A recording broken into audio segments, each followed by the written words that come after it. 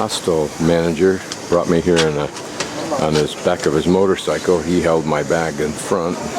This is 2 vans that are going to Phonsavon this morning, which is the site of the Plain of Jars, but also the site of some of the most intensive bombing by American forces, not only in legitimately fighting the Viet Cong in the Pathaleo, but also as a place to drop their excess bombs. So just by way of memo, we've been probably waiting for an hour and a half at least, and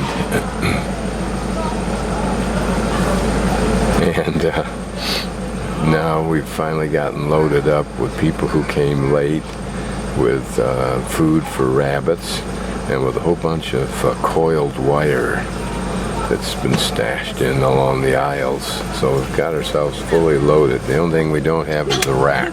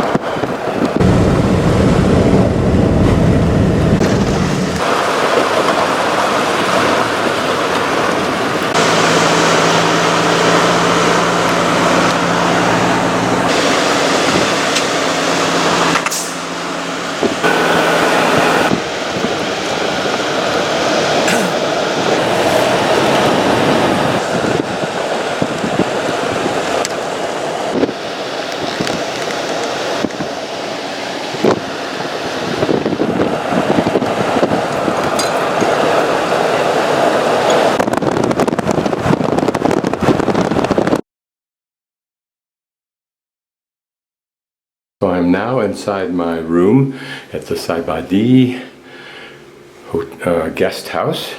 This is 70 kip and a nice little room. Nice bathroom. Typical, but nice and clean and neat and painted fresh. A newly built or newly refurbished building by the owner and her dad and brother. For overnights like this will be 2 nights. I just pack my little day pack and leave the big pack back in Luang Prabang of the Plain of Jars area in the city of Phonsavan. So now I'll go get something to eat. Breaking up all the glass and turning it into this bag.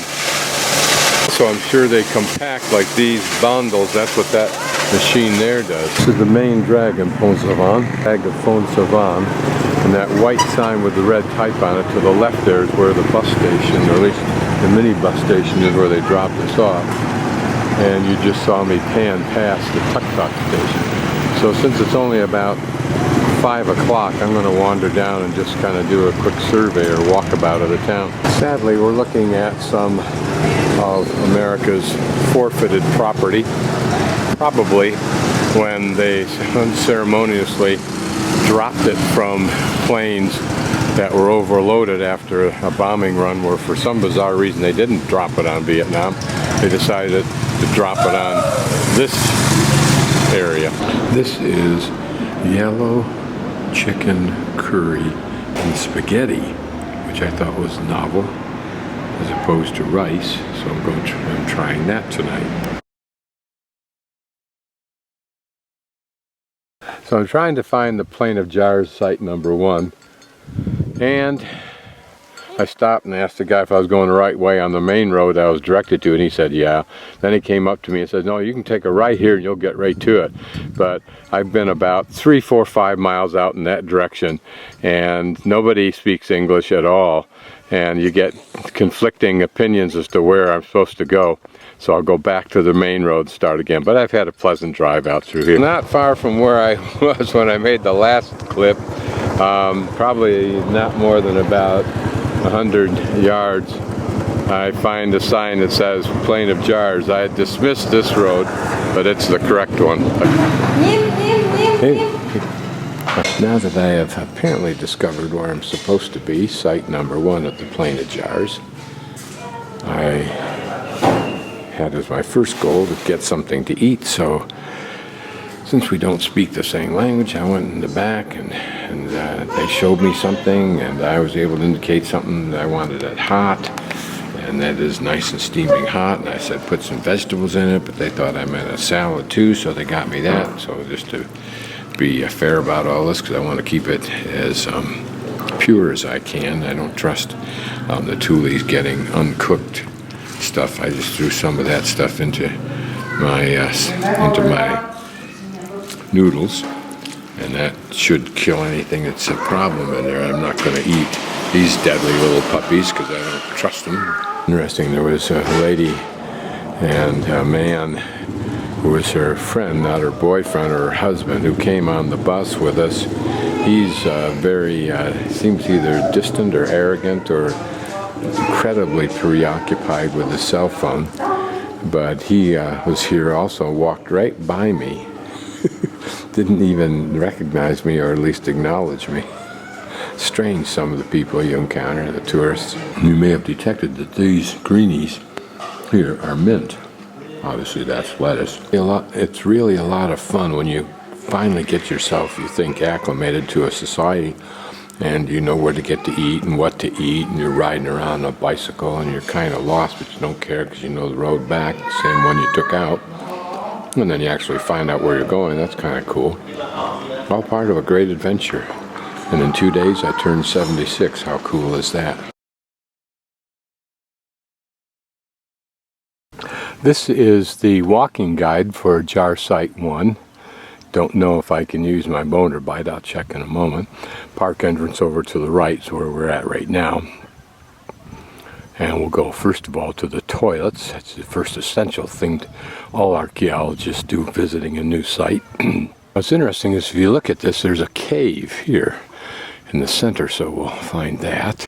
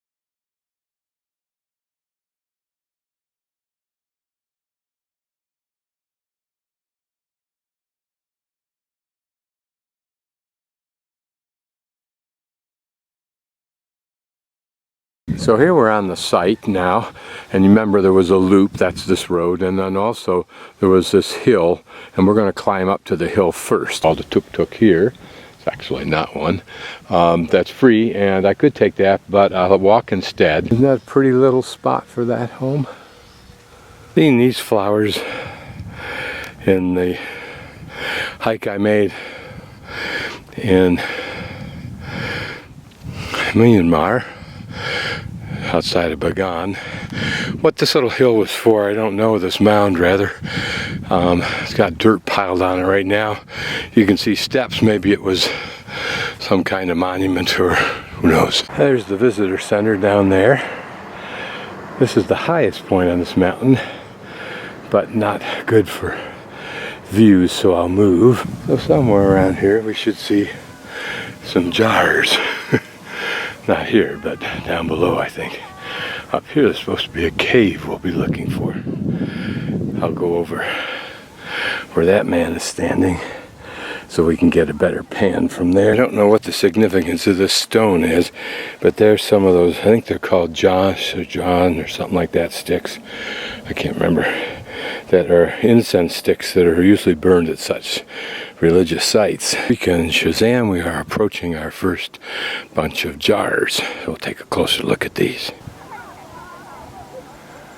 Now there's some jabbering going on down below. I suspect it's a tour group. They're always jabbering, although those are, I believe, native voices.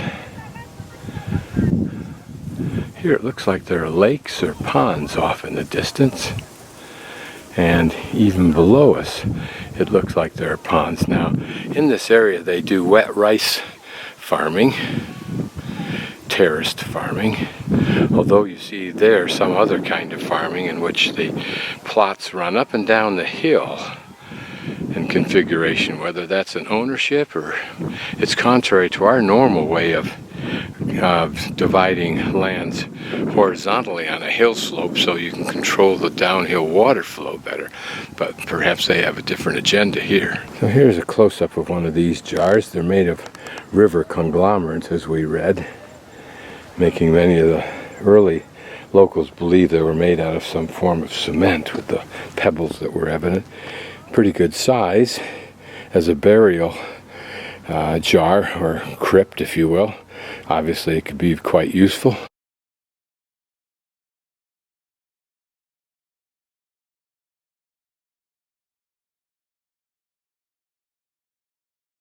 One is smaller than another. It's an interesting question. I would be curious about whether it contained one individual or more. Quite possible that the square configuration we see here was some kind of a military emplacement during the Vietnam era. It's interesting to imagine what effort and what techniques were used to carve not only the entire jar out of the conglomerate, but then to carve the inside of it. I'm sure the same techniques were used, but still would be interesting to know. They are nicely rounded, although not perfectly rounded. Well, the hole at the top of this one seems to belie my last comment. And this may well be a 2,000-pound American bomb crater. And here's a marker. Again, don't know what it's for. These could be bomb craters, or who knows. There's a sign down at the bottom of this hole which says 1966 to 1973. This looks rather small. Whether it was just a foxhole or a gun emplacement, I don't know. Certainly would have rocked your world to have bombs big enough to blow this hole out hit. But you wonder, it seems very blunt instrument. I mean, were we trying to kill off what? Large numbers of emplacements here by random hits? I don't know. Maybe it was just the limit of the technology of its day. It's interesting because you can see how it's designed to hold a cap in place with this ridge right here. So presumably the cap was designed in the same way. The image here is attributed to either the Ha mercenaries or whatever they were called. This could be damage from shells, who knows, or just use. I'm almost at the bottom, and you can see that they have mown the grass down so we can get a look at what is quite a large array of jars, particularly over in that area there.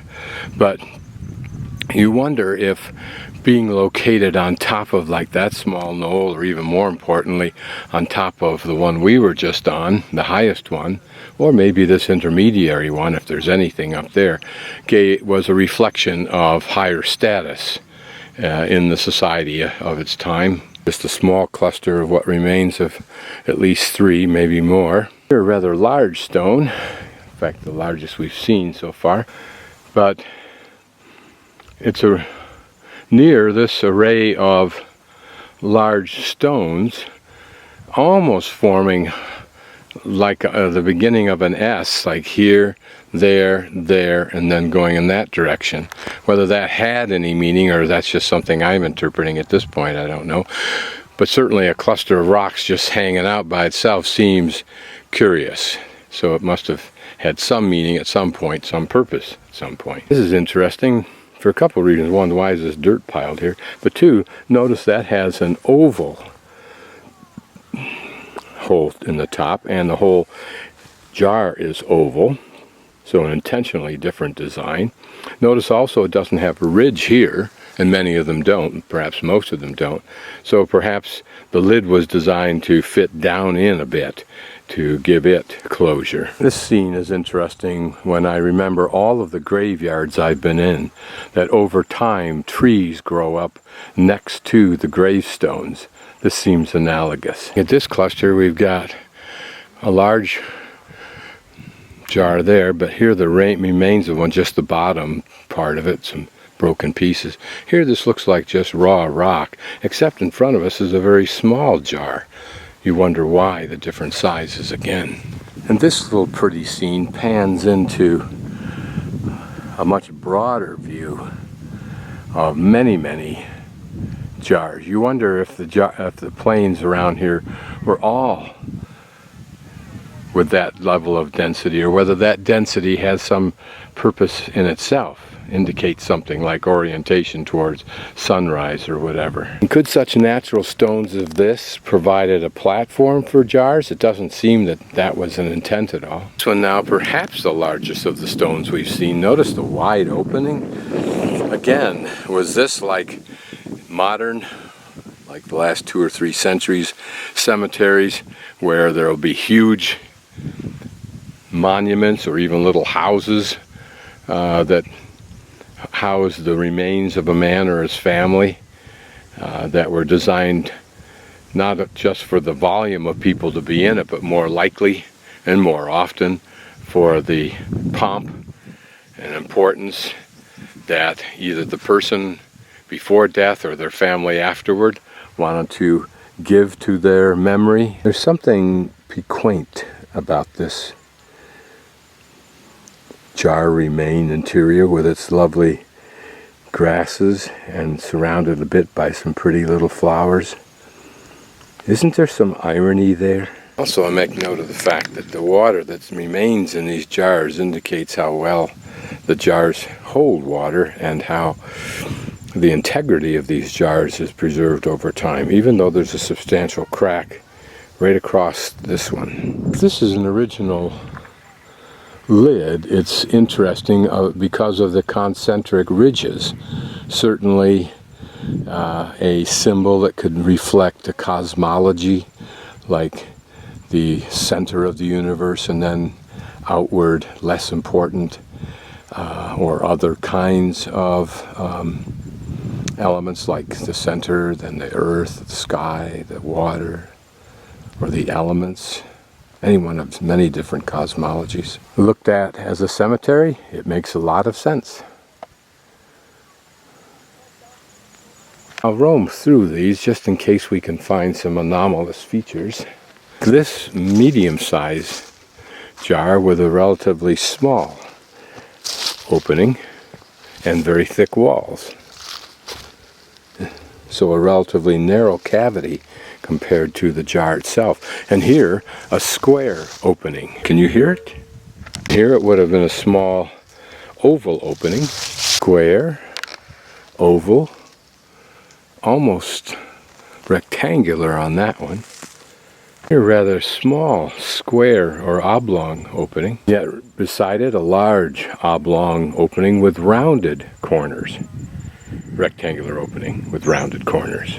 Here these two have that top closure scheme. Of course it's probably too late to tell, I don't know, but these seems to be a significant difference in the pockets of density. For example, here's a group of them, and over there is a group, and over there is a group, all surrounded by a somewhat open space. Is that intentional, or did the others just disappear or never get used? Are these a family or a small village? See some particularly large ones. That's not the largest. This may be the largest we've seen. And over there another large one. It had to reflect something that you made a really big one. But what was it? It's interesting because it seems to suggest that they made the inner cavity conform to the design they chose for the opening. In other words, this a rectangle with rounded corners, and it appears that they've taken that straight to the bottom. Particularly large one. And this one, which is kind of neat because the flowers growing out of it, is curious because what's inside of it? Did somebody just fill it up with dirt? It looks like it's been dug out around it. But for what purpose? Certainly, in addition to the cost of carving these out, you would have to factor in the transportation of moving small or large ones. Now I believe we're en route to visit the cave. Is this another bomb crater? So this is that knoll we looked at as we were coming down off the higher hill. Caves always have to be used for religious purposes, it seems like. It's an irony that this is also used for storing cigarettes that people abandon before they go in, I guess out of respect. Here are a bunch of stone cairns, which is interesting because it's always reminiscent to me when I see many of these clustered together of spots on the Camino where you saw the same thing. There each stone was reflective of your symbolically dropping your sins. I assume that one stone covered all sins, otherwise these mounds would be much larger.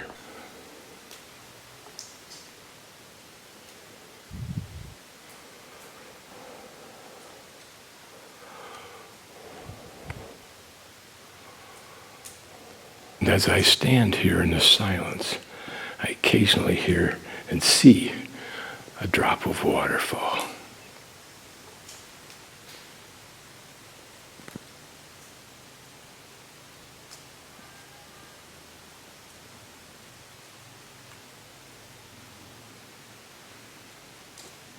And you'll notice there's two large holes. So right now, having climbed up a steep trail, which I seem unable to resist, I'm guessing the cave is right under there somewhere. So somewhere right up in here should be those two holes. I'm reluctant to go wandering around in the grass in case the grass happens to cover those holes. That would be a deadly fall. There, of course, the hill we climbed up earlier. The visitor center should be right over there, so we'll go down and navigate to our left here and over to the jars on that hilltop. The imaginative trash barrels that I've seen made from tires, old tires. So here we're almost on the top of this little promontory. And here you can see a couple of large jars. They're a large one that's been pushed over. Don't know how they'd get knocked over on their own. All of these fairly substantial size, although some smaller ones right there. You can see this gives them a certain prominence in fact, and my guess is in intent over those that are down on the flats. Well, the one thing you can say about our bomb craters is they're very symmetrical. This is a bomb crater, and I'm not sure that it is. It could just as well be a gun emplacement, but it makes for a good concentrated trash plastic dump. Be a remnant indicating that there were jars over this promontory. Pretty flower. Huh, isn't that interesting? You wonder, what's the flower? Is it the one white petal, and then that yellow is the, I think they call it the stamen or the center portion of most flowers? How novel is that? This looks like an anthill, but notice how it's built walls around its hole. Interesting.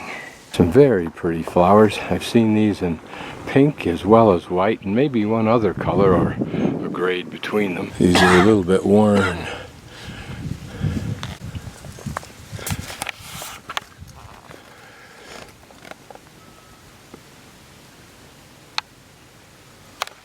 These are neat because the leaves in various stages of dying add such colorful variety.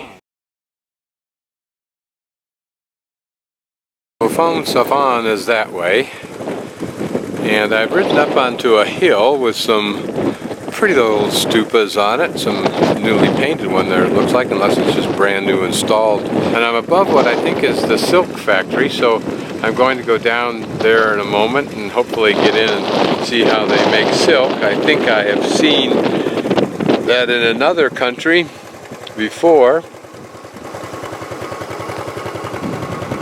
but I'm having too much fun riding around on my little motorcycle. Not sure if anything is open, but some pretty flowers on the way in. These I'm sure are domesticated. Although that may be a contradiction in terms when you're in a country like Laos where nature is just outside your door. Pretty clover-like flowers. Don't know if we'll get inside the silk facility, but may as well enjoy the flowers en route. These grass-like flowers are neat, or plants are neat, particularly with this lovely pussy willow type end point with a purple end point, like classic pansies. They're a close-up of bamboo. They make rattling sound when the wind blows them together. No, the bells are cows.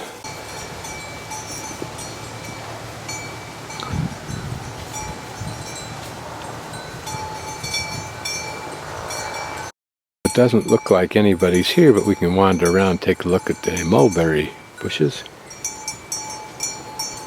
Some new structures being built. You can take a look at this new building just for the fun of it anyway. Some thin cement block. They use cement block that's probably about 3 inches thick. Here a piece of metal. And that looks like screening. Perhaps this will be some kind of greenhouse. Since I'm here and no one else is, we'll wander around, learn what we can learn. I don't know what these red bushes are. They're pretty. Presumably these are mulberry bushes or trees, and the mulberry leaf is apparently the one that silkworms most enjoy. Some of these plants look to be about 12 feet high. You can see how they're growing things here. And this is just furrowing to channel water during the wet season, but I don't see it over here, so I don't really understand, but we try. We can learn, like olive trees, it looks like there are old trees that keep being pruned and restarted, presumably because that creates a better bush and better leaf.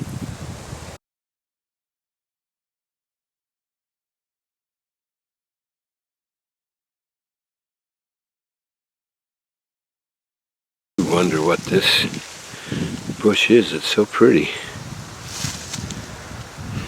Some other plants growing. What this is, I don't know. I wonder what this mound is. I've seen mounds like this. If it were solid, I'd think it was a termite mound, but I don't see that much indication. You see there's several buildings here. How they're used, I don't know. It looks like a completely different building with what I think is that screening up above. A place where folks can get to out of the rain, perhaps out of the sun for sure. I don't know that anyone sleeps there, but it's possible. Pretty flowers, aren't they? Thought I'd get us into the midst of these flowers where we can enjoy them.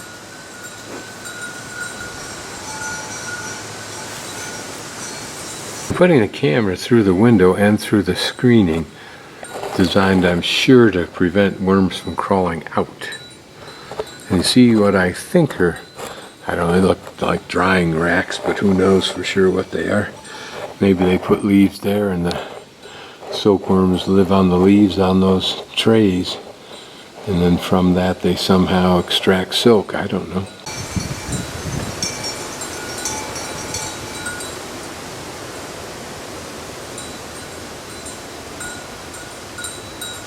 You can also see something hanging from clothesline type things inside that portion beyond these racks. So We'll have to see it in operation. Clearly not at this point in time. It has a musty smell to it, as though pigeons were living in there, but they wouldn't be because it's all screened off. Here looks to be some of the racks that we saw inside. And these things may be something else, of course, that's used. What, I don't know. Maybe trays when they're turned upside down, as you can see, they could be used as trays. Maybe they put leaves in there and the worms grow. And I think I have that all recorded somewhere. But the building with the cement apron and drainage is certainly has a specific design intent. Again, how pretty is this plant? This building is just another long building of the same design we just saw. I wonder if either the place is not now defunct or there is a certain season for silkworm raising, and this isn't it. This is a high, cool climate.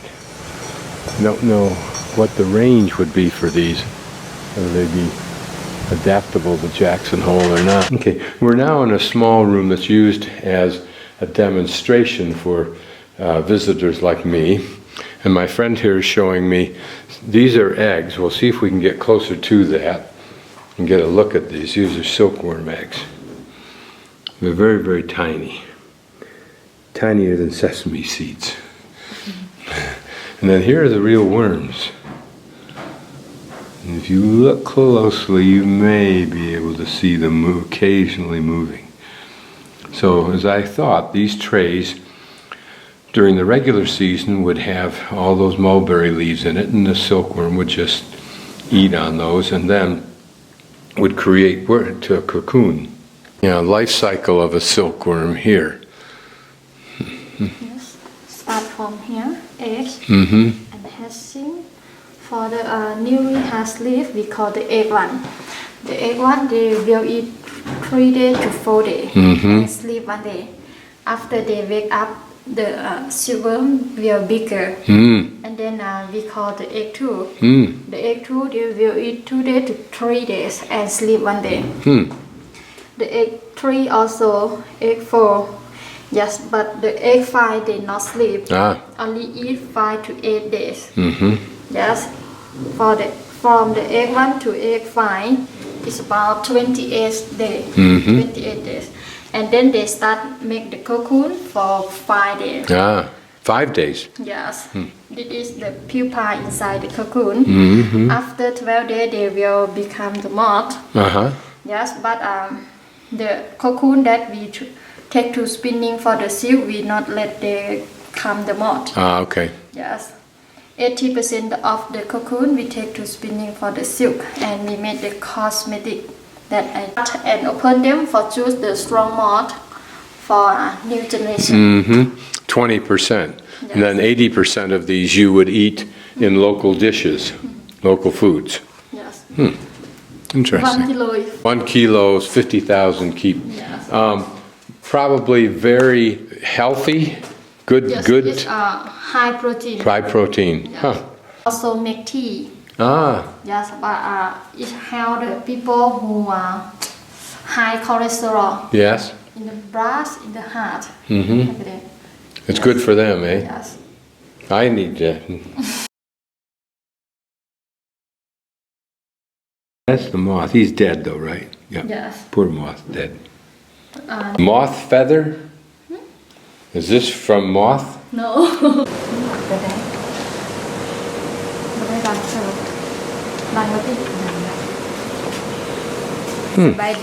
Sabadi. So cocoons are in there? Yes. We have 2 colors of the cocoon, the yellow one and the white one. The yellow one is the local cocoon in here, and the white one is we mix. Do you buy the white one from somebody? No, we mix like Laos and Thailand. Okay. Yes. And then you mix them. Yes. So what you're doing there is you're taking the cocoon and you are... We boil. The silk will grow out by themselves, and then we use this one to connect them together. Okay. Here. Yes, this the white one for one cocoon. We can get the silk about 700 meter. Ah, wow. For one thread, we use about 50 cocoon in here. 50 cocoons for Yeah. one thread. Yeah. 750 meters. Yes. Huh. But the yellow one we can get the silk only 300 meter. Now, do you use the same machine for everything? When you make the thread from the cocoon, do you do it all like this, or is this old traditional way? This one the traditional one, but we have 3 steps to spinning silk. The bark of the cocoon, like we cleaning the cocoon. The silk is quite big thread. And the second one, we spin by machine. Ah, okay. Yes, but the machine. So here's a faster secondary old traditional way, but not as old. There's cocoons and makes the thread there. But here, the same thing is done now with modern machines. But we spin by machine. Yeah. Cannot finish. We have to do by hand again, like that's sick. Even this you have to do by hand? Yes.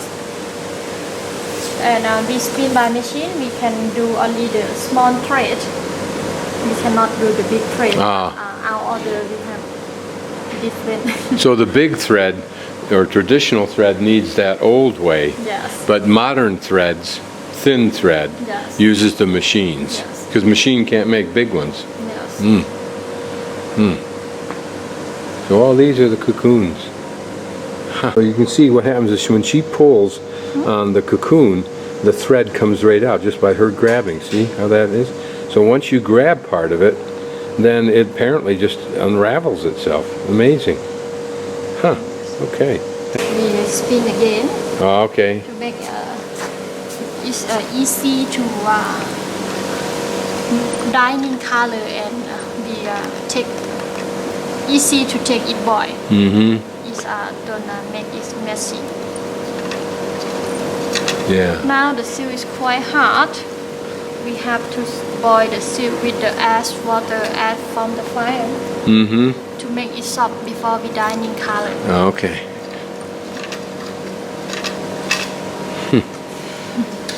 Again, notice the double gearing on that one, and both of them actually. So this is guava for what color? Gray Gray, and then that one, for brown. and that what color? What kind of plant is that one? And that's one we call kang pa. Ah, for gray color. This Okay. for Orange color. Huh. Oh yes. Oh wow. Oh, the seeds, huh? yeah, another seed. Oh yeah. Oh wow. Look at that. Yeah. Very orange. Is this mulberry? No, not mulberry. What is this one? We call money tea. Money tea. Very pretty. Color Blue color. Okay. indigo. Ah yes, indigo. Is that the name of plant? The indigo We plant? have 2 kinds of indigo, big green and small. Ah. 4 kind of green color. What is this one called? Hua pa kho. Hmm. We can make over 100 color without chemical in here. Really? Yeah. 100 colors without chemicals. And are the colors permanent in the silk? Vinegar. Tamarind and vinegar make the color permanent? Yeah. I'll be darned.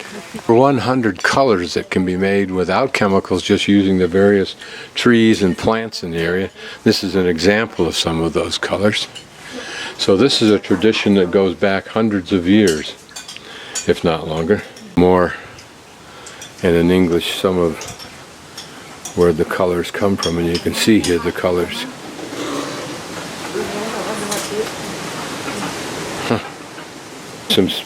This is a silk spinning device, a little bit more modern, but not too modern. The thing with this one right here, people enjoying their lunch. Natural color of silk here.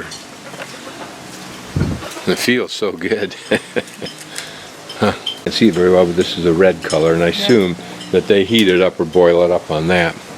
This is what you pound them. Them and we boil and Okay. we put the So this is the kind of pulp made from the plant. It's kind of a thick, like pasty thing, and then they'll put that into there and boil it for an hour. So this is the weaving house.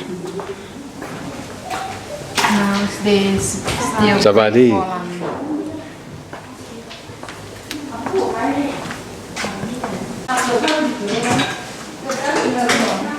You see shuttlecocks. 20 ladies were working here. And 83 people work in the Mulberry town. And this is just a straight weave. Sabadi. Purple color.